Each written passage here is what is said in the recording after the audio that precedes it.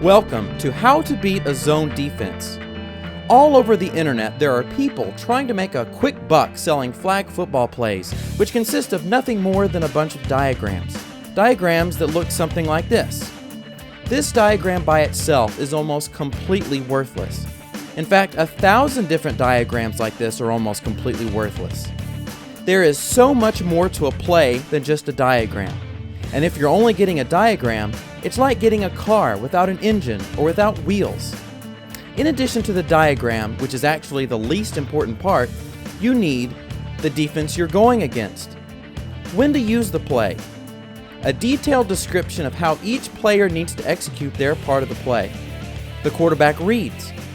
What adjustments the defense can make to stop the play, and what you need to do when that happens.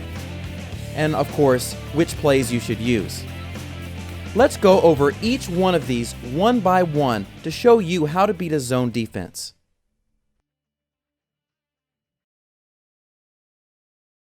Now the first thing we need to do is include the defense. There, that was easy.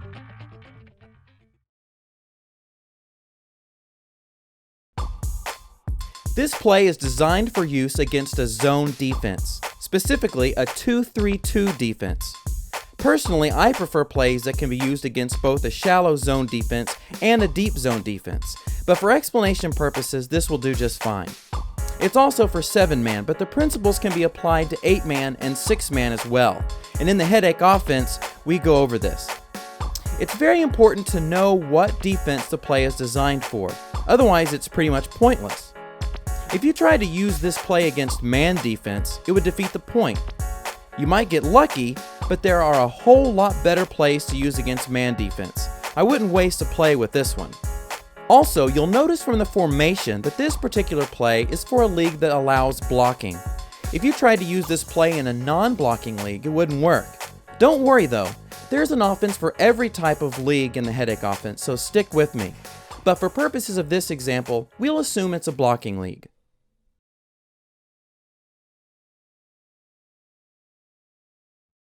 The execution is incredibly important. Believe it or not, little details such as where a player is looking while making a cut can make the difference between a play working or not. A professional coordinator knows this. Every play has key details that are absolutely necessary for the play to work.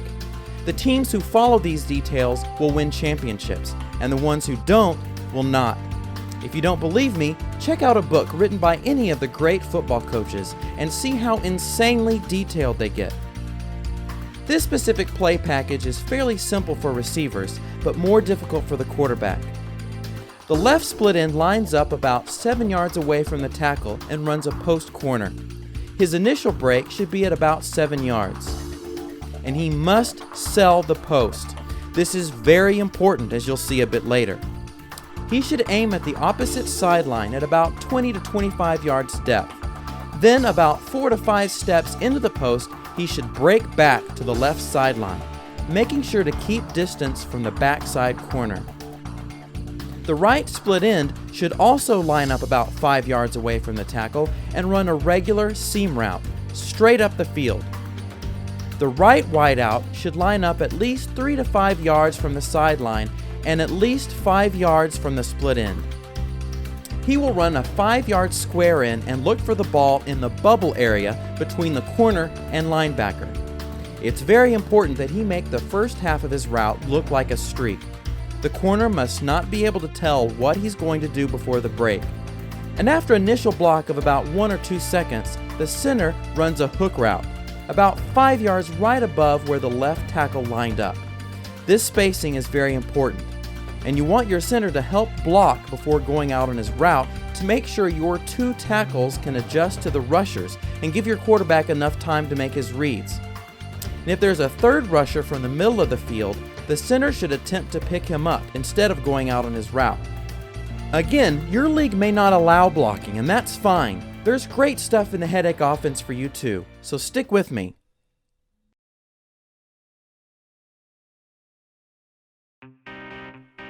Possibly the most important part of a play is the quarterback reads. A lot of work goes into creating the right reads. The reads are the brains of the play. The reads are what make the routes make sense, and it takes a lot of work to come up with a simple way of processing complicated information quickly. Good reads also allow any quarterback to be successful, even if they aren't Division I college quality. If they can throw the basic routes and are willing to learn the reads correctly, they can pick a defense apart as well or better than anyone. In this play, the quarterback has 3 basic reads. He first looks at the right side bubble between the linebacker and quarterback and underneath the safety. If neither of these 3 defenders collapse in on the bubble, then pass to the wide open wideout running into it. Read number 2. Who's collapsing the bubble? If either the linebacker or safety are collapsing the bubble, pass to the receiver running in their area. If the linebacker leaves his zone, pass to the center. If the safety leaves his zone, pass to the right split end. Read number 3. Is the weak safety cheating? If you notice that the weak safety is coming over to pick up the right split end, then notify the quarterback to look for the left split end on the post corner. It'll be a touchdown, and you shouldn't have to worry about him cheating again after that.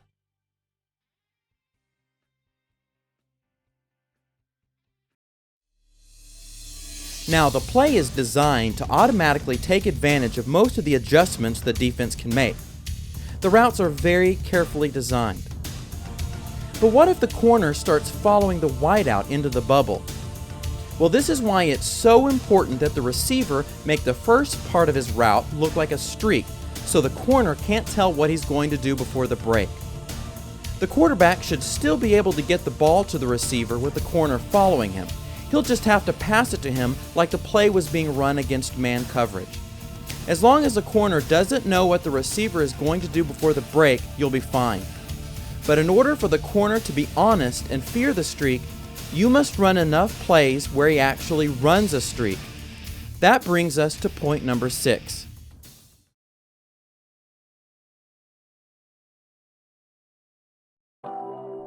There's a lot that goes into choosing which plays your team should learn. The fewer plays in your game plan, the better. Most teams just have a playbook full of tons of random diagrams, but they will all get beaten by a team who has strategically chosen just the right combination of plays that they can run over and over in a game and outsmart and out-execute every opponent they play. Execution comes down to repetition and practice, and it's just not possible to learn 50 plays like that in flag football.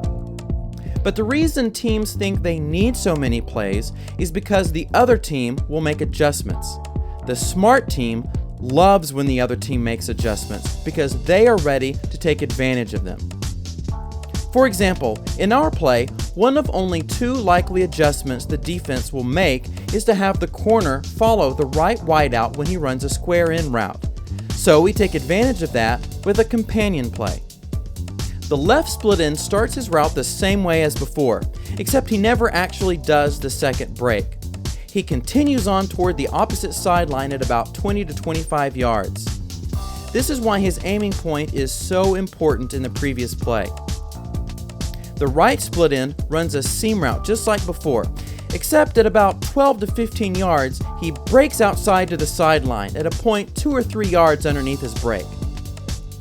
The right wideout runs a square in just like before, but this time continues it all the way to the middle of the field. Just before he gets to the linebacker, he turns around and goes back to the bubble where he settles in and waits for a possible pass. The center just does the same thing as before. The quarterback again has 3 reads. Make sure the corner is following the right wideout. If he isn't, pass to the wideout in the bubble just like before. Assuming the corner is following the wideout, the quarterback then reads the strong safety. If he's in loose coverage with the right split end on his break to the outside, then pass to him. If he is in tight coverage on his break to the outside, pass to the left split end deep on his post. Companion plays are essential. Never learn a single play. A single play is worth very little, unless you only plan on running at one time. No play worth learning ever comes alone. It's always part of a package. Not only do you need to learn how, when, and why to run the play, you need to learn a couple of companion plays, and you need to learn how these plays work together. Companion plays influence how you run other plays, and how you execute certain patterns in plays that might not even be a part of the same package. And does all this sound overwhelming to you? Don't worry. The Headache Offense and Unbeatable Defense does all of this for you. Just go to flagfootballplays.com and click on Headache Offense if you haven't already. Not only will you get a complete offense and defensive system, one that will work for whatever type of weird league you're in, but you'll also get some very unique pass patterns that are impossible to cover, and some incredible loopholes that will instantly give your team an enormous advantage against the opposition. And they work for 4- and 5-man teams and youth leagues as well. You'll also learn the secrets behind pulling flags, and the secrets to playing man and zone coverage, the secrets behind rushing the passer, and just about everything else you need to become a successful flag football team. Plus, you'll get my personal help to make sure you get the best offense and defense possible for your league. And be sure and check out the testimonials. They are incredible. And of course, you'll get a ton of plays. So if you're looking to get better, why not get the best? Just click the link on your screen. You won't be disappointed, I promise.